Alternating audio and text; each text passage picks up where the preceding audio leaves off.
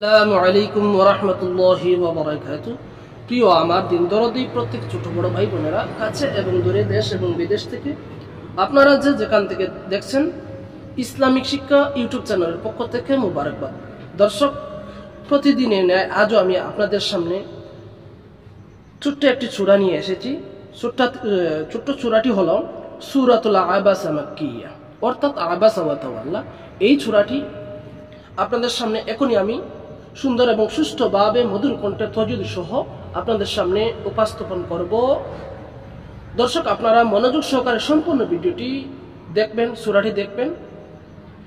যদি আপনি মনোযোগ সহকারে কয়েকবার এই সূরাটি দেখেন আর আপনি ঘরে, তারপর যদি আপনি ঘরে প্র্যাকটিস করেন, আশা করি ইনশাআল্লাহ অল্প দিনে আপনিও সহিহ এবং শুদ্ধভাবে এই সূরাটি করতে পারবেন, তিলাওয়াত করতে পারবেন।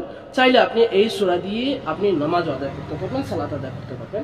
দর্শক, এই ভিডিও আরম্ভ করার আগে আপনার কাছে ছোট্ট একটি রিকোয়েস্ট রাখবো। যদি আপনি আমার চ্যানেলে নতুন ভিজিট করে থাকেন বা দেখে থাকেন এই ভিডিও, তাহলে এক্ষুনি প্লিজ চ্যানেলটি সাবস্ক্রাইব করুন আর সর্বদা আমার চ্যানেলের পাশে থাকবেন।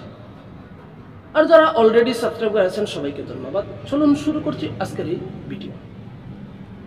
আউযু বিল্লাহি মিনাশ শাইতানির রাজীম। বিসমিল্লাহির রহমানির রহিম।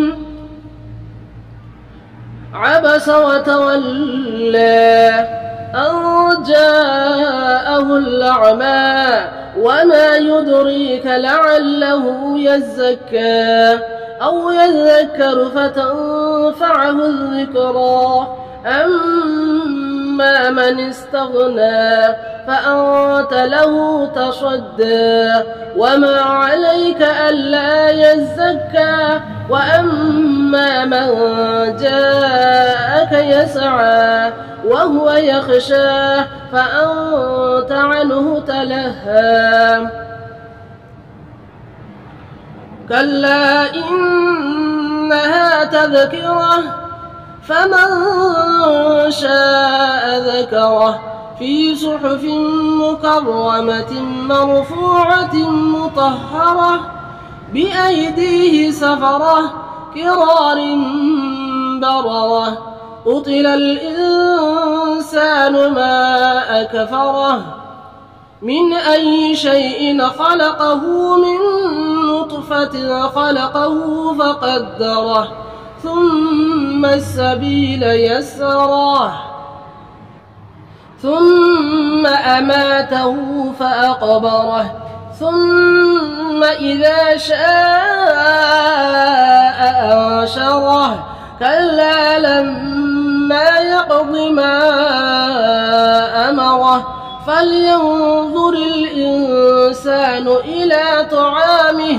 أنا صببنا الماء صبا ثم شققنا الأرض شقا فأنبتنا فيها حبا وعنبا وقضبا وزيتونا ونخلا وحدائق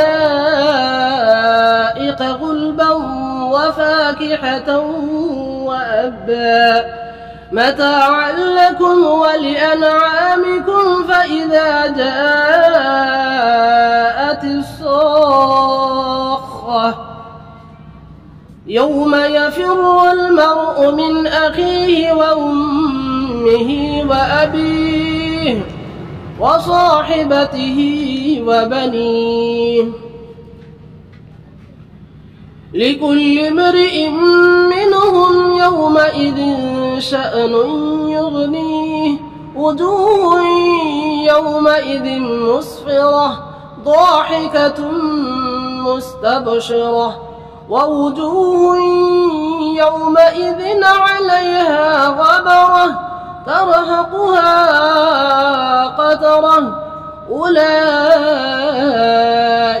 هم الكفرة الفجرة صدق الله العظيم। আলহামদুলিল্লাহ সুম্মা আলহামদুলিল্লাহ।